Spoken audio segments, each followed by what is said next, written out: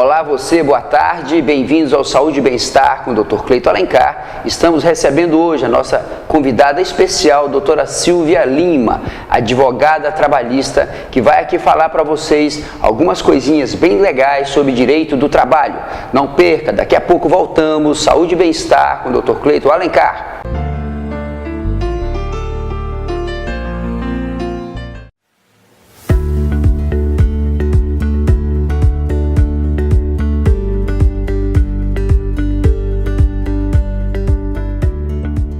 Comece o ano cuidando da sua saúde. A Intervida conta com uma equipe altamente qualificada e comprometida para levar conforto e segurança na hora de realizar seus exames. Serviços de tomografia multislice, ecocardiograma, eletrocardiograma, ergometria, mapa, Holter, radiologia digital, ultrassonografia, mamografia digital, densiometria óssea, endoscopia, vacinas, odontologia, consultórios médicos. Unidade Bosque Grão-Pará, Avenida Centenário 1052, Loja 55, Andar Térreo, Valdecães. Contato 91 3352 3120.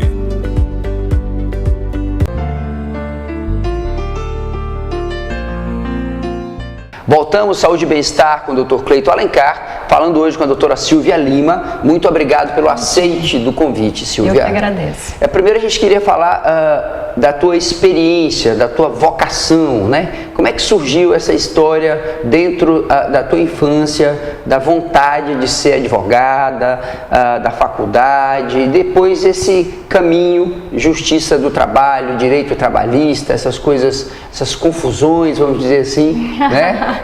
Que muitas vezes acontecem. Na verdade, não tive uma vontade na infância de ser advogada.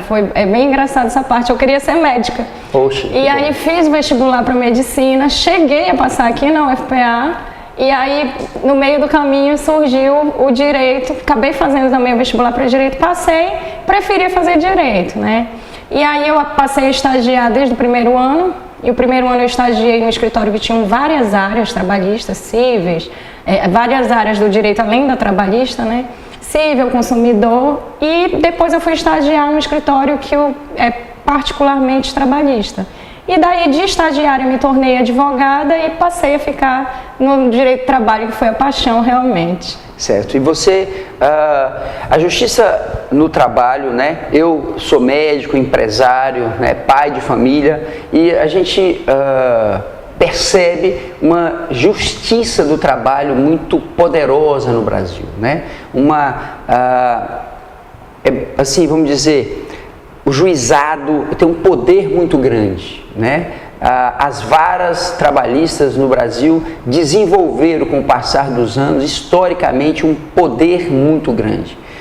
Não que eu seja contra o proletariado, mas eu quero aqui esclarecer com você da onde nasceu isso. Foi de Getúlio Vargas que começou esse direito proletariado, às vezes até avassalador em cima do empresário.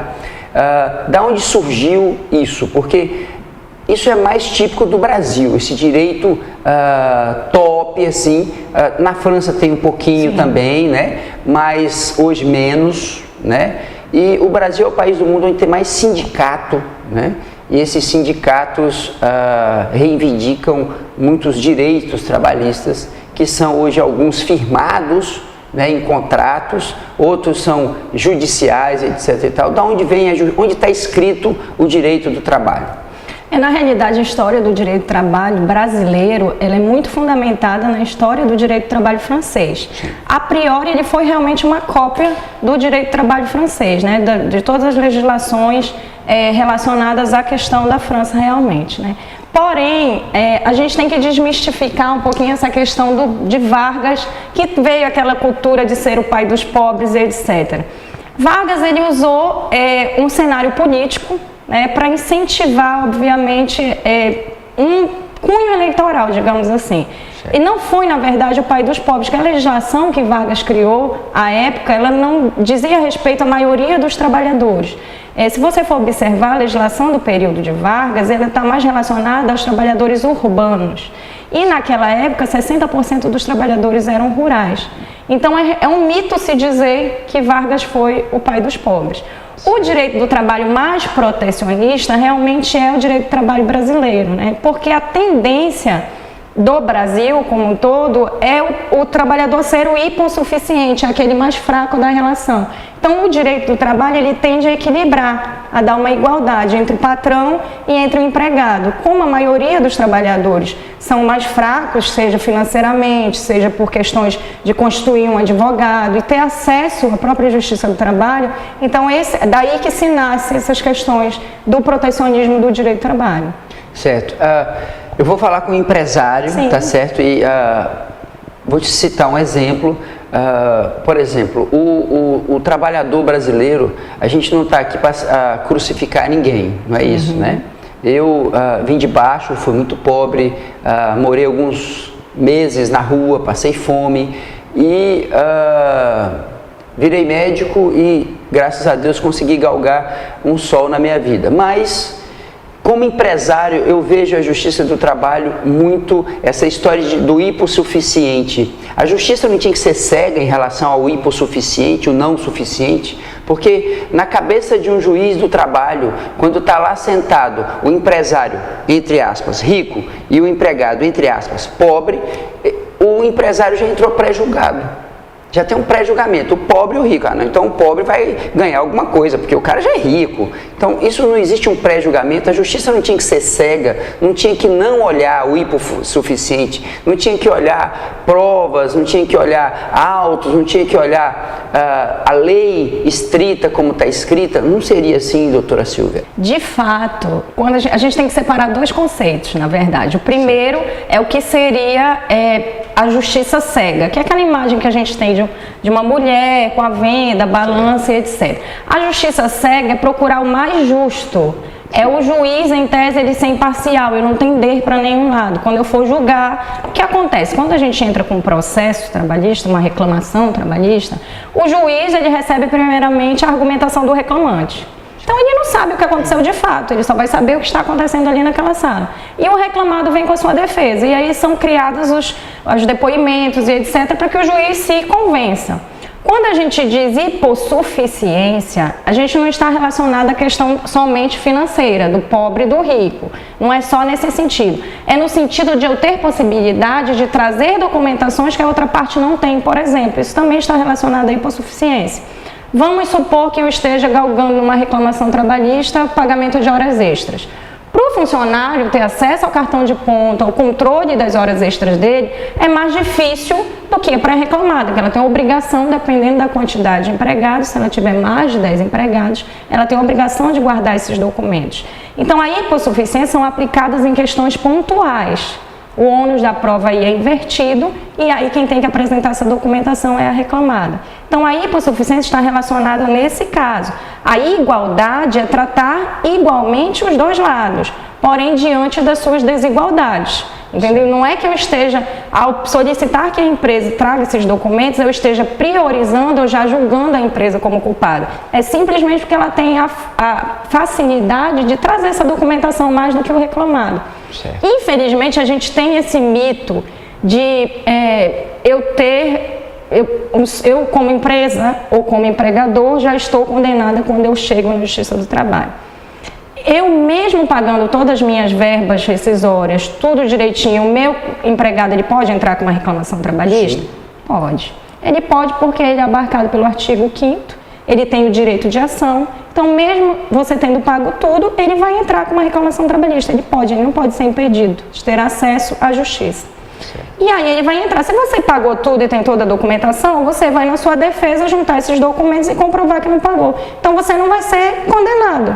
Essa é a realidade. A gente tem essa falsa impressão, porque a gente acha, até como empresa, eu já estou condenado, eu sou forçado a fazer um acordo, mas na realidade não é essa. Né? O juiz ele é totalmente imparcial, tem o caráter protecionista, porque de fato, a maioria, como eu disse, a maioria dos trabalhadores, eles têm hipossuficiência, e essa não é só financeira, é de ter acesso à documentação, é de ter acesso à justiça.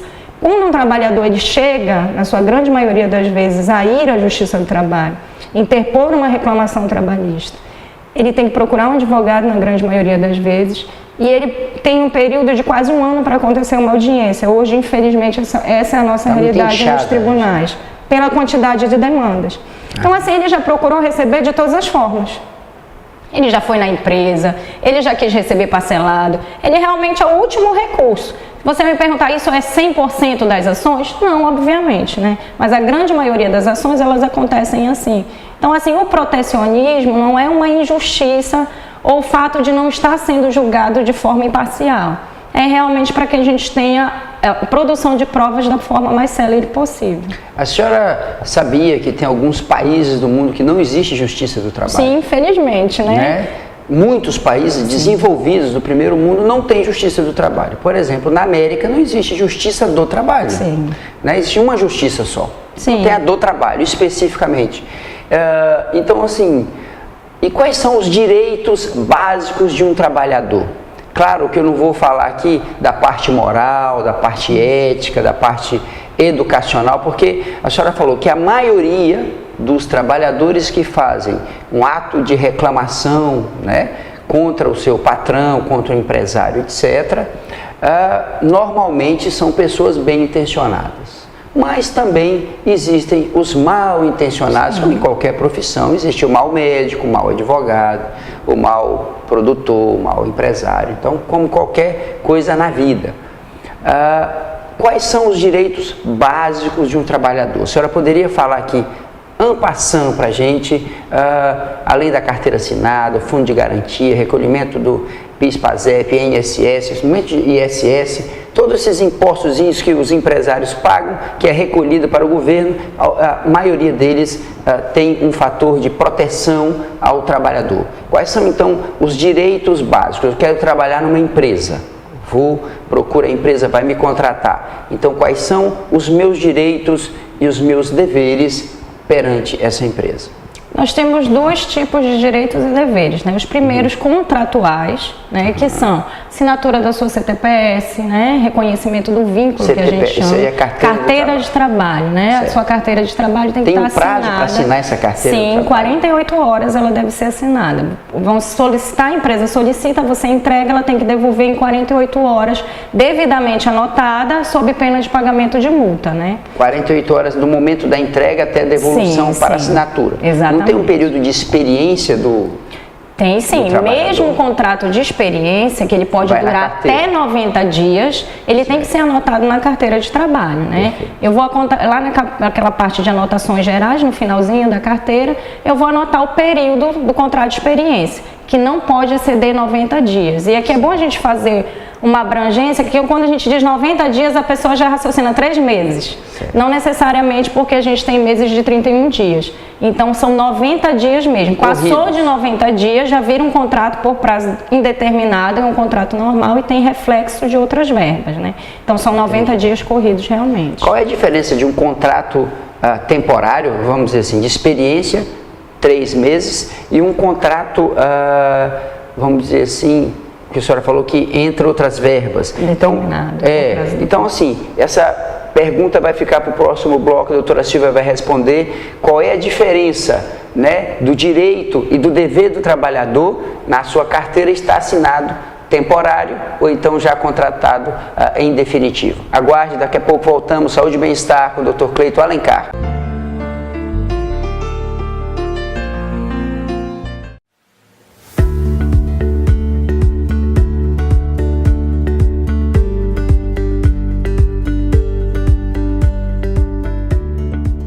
Comece o ano cuidando da sua saúde.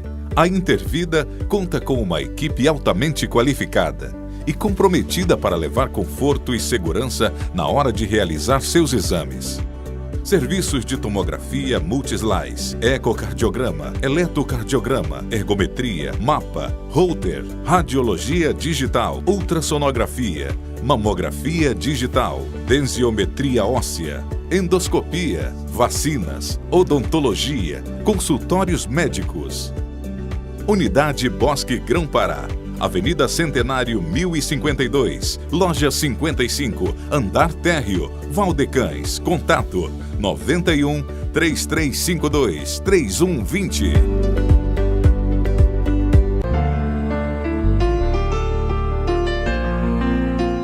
Voltamos, Saúde e Bem-Estar, com a doutora Silvia Lima, falando sobre direito do trabalhador. Está muito legal a nossa conversa, chame o pessoal, venha para a sala, curta essa tarde aqui de conhecimento geral para você. Doutora, continuando a nossa resposta em relação ao direito do trabalhador, a carteira assinada. Entrou na empresa, começou uma experiência, em 48 horas tem obrigação de assinar. Exatamente, tem que assinar. Assinou em 48 horas. Essa assinatura é temporária, por exemplo, de experiência, não temporária, de experiência por 90 dias corrido. Conta esses 2 dias anteriores. Sim, ou é a partir do momento? A partir do momento da contratação. Contratou hoje, já assina com a data de hoje. Não precisa ser 90 dias, é até 90 dias. Até 90 o contrato de experiência, na verdade, eu posso prorrogar uma única vez. Então eu posso assinar por 30 dias e prorrogar por mais 30, e faria só 60. Certo. Ah, mas não fez os 90, eu posso prorrogar por mais 30? Não. É uma única vez somente, podendo chegar até 90 dias. Entendi. Aí a senhora falou uma coisa que me deixou uma pulga atrás da orelha. Até 90 dias tem um X direito. Após 90 dias, que já está contratado normalmente pela empresa, tem X mais Y. É isso? Exatamente. Quais são essas diferenças? A diferença, basicamente, seria depois da contratação, as verbas rescisórias, né? Quando eu tenho um contrato de experiência, eu teria diminuição dessas verbas, porque eu já saberia o prazo que eu iria sair, digamos assim. Então, a pessoa não teria, por exemplo, acesso ao seguro-desemprego, né? E no caso do contrato de prazo indeterminado, que seria aquele que a gente não tem noção de quando a gente vai ser dispensado, eu já teria acesso às guias de seguro-desemprego, já poderia receber. O que eu tenho que ter além da minha carteira de trabalho assinada? Pagamento dos meus salários, recolhimento das minhas verbas previdenciárias, que é meu INSS, certo. Recolhimento do meu FGTS. Isso desconta do salário? Sim, sim. O percentual de recolhimento é de 8% do empregador, né? O empregador paga 8% e o trabalhador paga... Pode descontar esses 8%? É descontado do contra-cheque. Sim, é descontado do contra-cheque. Normalmente o contra-cheque vem as especificações, né? O salário e as verbas de desconto, que é incluída essas verbas previdenciárias, inclusive, né? FGTS. INSS e também FGTS. Esse que é o Fundo de Garantia por Tempo de Serviço. Quantos por cento que o empresário paga em cima do salário do FGTS? 11%. O empregado, 11%. Então, para a Previdência, 8% o empresário paga e o empregado paga alguma coisa? Não. Paga nada, só o empresário. Muito bem. E o FGTS? Quanto que o empregado 11%. paga? O empregado? O empregado paga 3%. 3%. Exatamente. E o empregador paga 11%. Exatamente. Sobre o valor do salário. Então, o empresário hoje que quer contratar um empregado, um trabalhador, um salário mínimo, quanto custa para o empresário esse funcionário? O funcionário, em média, que eu estou fazendo uma média, dependendo se ele vai fazer horas extras ou ter outros tipos de adicionais, que daí vão refletir. Não vamos falar em hora extra, vamos falar dele. Puramente ele trabalha ali, são 6 horas. Ele vai custar em torno de R$1.000 a R$1.200, digamos assim. Né, com então, o salário está quanto hoje? Sim, 930. 930, paga mais uns 300, 400 reais Sim. E o vale-refeição? Esses são verbas que eu não tenho obrigatoriedade de pagar, dependendo do tipo de contratação. Normalmente nós não pagamos nos nossos funcionários comuns, digamos assim, né? Mas se ele tiver um acordo coletivo ou uma convenção coletiva e nela estiver delimitado o pagamento de vale alimentação e etc. Isso aí é via sindicato já, no Sim, caso. sim, aí então, eu teria que... Além dos direitos do trabalhador, graças a Deus, estão firmados no Brasil numa justiça tão forte que custa aos cofres públicos 17 bilhões de reais por ano. Porque, na verdade, o que acontece? A mídia, ela só acaba, como é que eu posso dizer, explicitando as questões dos custos da Justiça do Trabalho.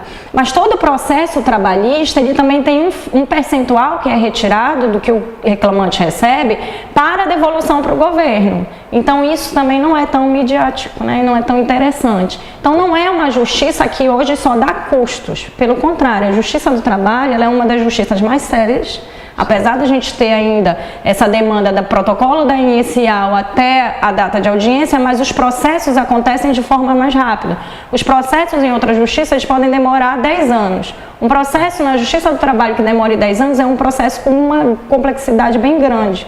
Fazendo uma análise crítica da nossa Justiça do Trabalho, das leis trabalhistas, que existe um excesso burocrático e protecionista de leis que eram muito mais simples se tivesse um contrato direto, como é em grandes países. Olha, tem um contrato com você.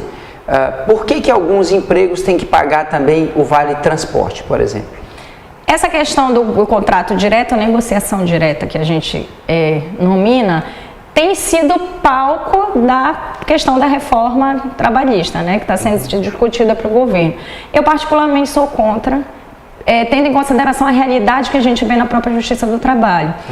Os trabalhadores já se submetem hoje a alguns tipos de trabalho não suscetíveis por conta dessa questão de manter um emprego.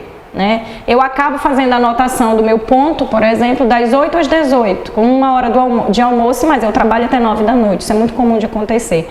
Por que a gente tem essa enxurrada de ações, de demandas trabalhistas se estão relacionadas apenas ao teor básico? Eu acho que a reforma estaria nesse sentido. Eu deveria me preocupar mais com por que 90% das minhas reclamações trabalhistas estão sendo dos direitos básicos do trabalhador. Aqueles que eu tenho que cumprir, que está determinado nas consolidações das leis trabalhistas, na CLT.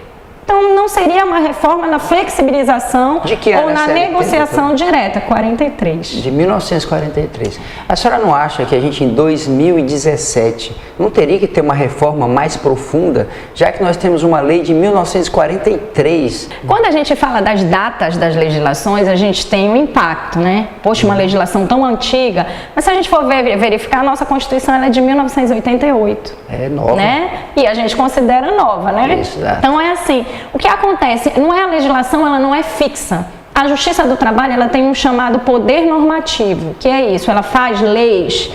Em tese, digamos assim, uma forma mais simplificada, as suas decisões, com o tempo, elas vão se modernizando e servem de base para outras decisões. São jurisprudências. Exatamente, que nós chamamos de jurisprudências. Além disso, o próprio tribunal cria súmulas que também servem de base. E além disso, a gente tem as leis complementares, né? Os projetos de leis que vêm modernizando a própria CLT e as constituições infraconstitucionais. Apesar da grande maioria da legislação trabalhista estar dentro da CLT, não está tudo lá. Tem muita coisa fora. Tem hoje empregados que trabalham em e-commerce, né, que é o comércio digital. Sim. E esse empregado, às vezes, ele trabalha em casa. Então, é difícil ele ter o livro de ponto, é difícil ele ter o vale transporte, e muitos deles, vão à Justiça do Trabalho, Sim. depois que é demitido. E a Justiça do Trabalho o patrão não tem como provar a hora que ele trabalhou. Ele pode ter trabalhado 1 hora por dia e dizer que trabalhou em casa, com os filhos, 24 horas. E a maioria está ganhando na justiça, porque o empregador não tem como provar, porque não tem ponto, não tem... Então, assim, e normalmente são pessoas que trabalham no laptop, né, no conforto da sua casa, e esse modelo não tem como o juiz avaliar. Aí o que está acontecendo? O modus operandi, entre aspas, da Justiça do Trabalho, dá ganho para o trabalhador. Então a maioria, isso eu estou te falando, num movimento crescente de ações do e-commerce, porque hoje o e-commerce representa 15 a 20% do comércio brasileiro e um pouco mais mundial. Então, assim, muita gente trabalha dessa maneira. Outra linha de trabalhador que não é coberto pela CLT são os trabalhadores, os home brokers, que são aqueles que trabalham com a bolsa, né? Muitos têm um banco, XP, por exemplo, que tem 2.000 home brokers, são pessoas que trabalham em casa, no computador. Esse cara, quando ele é demitido, ele também aciona o banco, porque judicialmente ele é trabalhador e ele tem os seus direitos.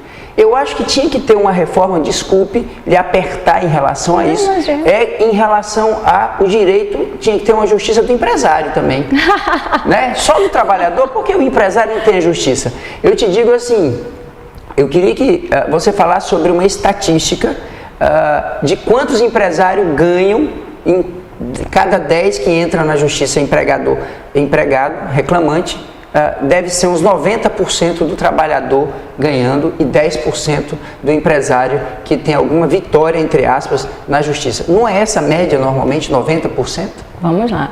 A justiça do trabalho, ela não é justiça do empregado. Não. Então não existiria uma justiça do empresário. A justiça do trabalho é para ambas as partes. Né? Tanto que existem demandas que são próprias do empregador. Os empresários estão errados. Não é que 90% dos empregados estão errados. Olha, veja bem o que acontece. Como eu disse, a grande maioria dos processos trabalhistas são decorrentes de verbas básicas. Hoje tem acontecido o seguinte: muitas empresas estão usando a Justiça do Trabalho como órgão homologatório da rescisão. Entendi. Assim, você acha que tem direito? Vai na Justiça do Trabalho, porque lá eu pago parcelado. E de fato, se você fizer um acordo, paga parcelado, de 12 vezes, de 10 vezes.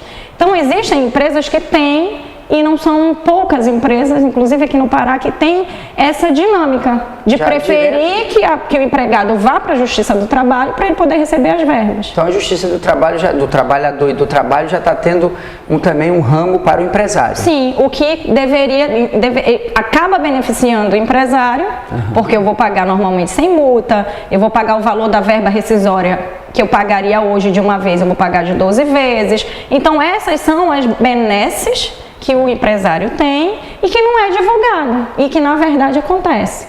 Quando eu falo de uma reclamação trabalhista que trata de anotação de CTPS e pagamento das verbas rescisórias, eu te confesso que eu acho isso um grande absurdo. Deveria ter uma multa, se chegou a judicializar, eu já sou ao contrário, eu acho que deveria ter uma multa de talvez 90%, hoje a multa é de 50%, mas quando eu faço um acordo eu extingo todas as multas e acabo pagando o valor original em 2 anos e depois de 1 ano que o trabalhador veio perquirir. Né? Com relação a esses novos tipos de trabalho, eles surgiram desde o telemarketing, né? Ou do trabalho à distância. Na verdade, a Justiça do Trabalho já se moldou. Existe uma legislação infraconstitucional que ela delimita esse tipo de trabalho. Quando a gente fala de um trabalho modernizado, como esses trabalhos do laptop, o e-commerce, ou então a questão da bolsa com o laptop, não é um trabalho que eu escolhi como empregado, é um trabalho que a empresa me disponibilizou. Eu tenho qualificação, ok, mas a empresa que tem que ter, a partir de 10 funcionários, e isso vem desde a nossa CLT, como controlar? Porque a obrigação de fazer prova é minha. Então eu tenho que me organizar de uma forma que, se você me demandar, eu tenha como comprovar. Hoje, esse tipo de trabalho já funciona com um login, uma espécie de login que já cadastra o tempo que eu fiquei utilizando o programa. Então isso serve hoje como prova das horas extras. O que lembra muito a questão dos caminhoneiros, que ficavam viajando e a gente usa aquele disquinho que normalmente tem a rota e a gente sabe que está registrando o andamento do caminhão. Se ele parar, eu não registro mais. Isso é utilizado como meio de prova na Justiça do Trabalho. Ela se modernizou de uma forma tão grande que eu utilizo hoje o WhatsApp como prova. Né? Redes sociais, Instagram, Facebook, são demandadas como prova hoje se eu estou ou não estava trabalhando. Né? Então, a Justiça do Trabalho, em tese, é óbvio que ela se modernizou, mas a gente também há de se considerar que é muito difícil acompanhar a tecnologia, mas tende-se a ter acompanhado. E essa questão de só está sendo prejudicado ou está errado o empresário, na totalidade das vezes, não. Mas a Justiça do Trabalho não é do empregado. Ela é das relações de trabalho de emprego. Então existem subterfúgios que tornam, na verdade, a Justiça do Trabalho é para todos, independente de eu ser empregado ou de eu ser empregador. Então você curtiu aqui a doutora Silvia Lima, curtiu bastante falando sobre a Justiça do Trabalho, né? E a gente fica devendo para você a continuidade dessa entrevista, porque realmente é um assunto quente, um assunto legal, um assunto divertido, importante para você em casa saber o direito, o seu direito. Voltamos então domingo que vem, Saúde e Bem-Estar com o Dr. Cleito Alencar. Muito obrigado, doutora Silvia Lima. Obrigado pela sua audiência aí na sua casa. Fique com Deus. Um beijo no coração. Um bom domingo a todos.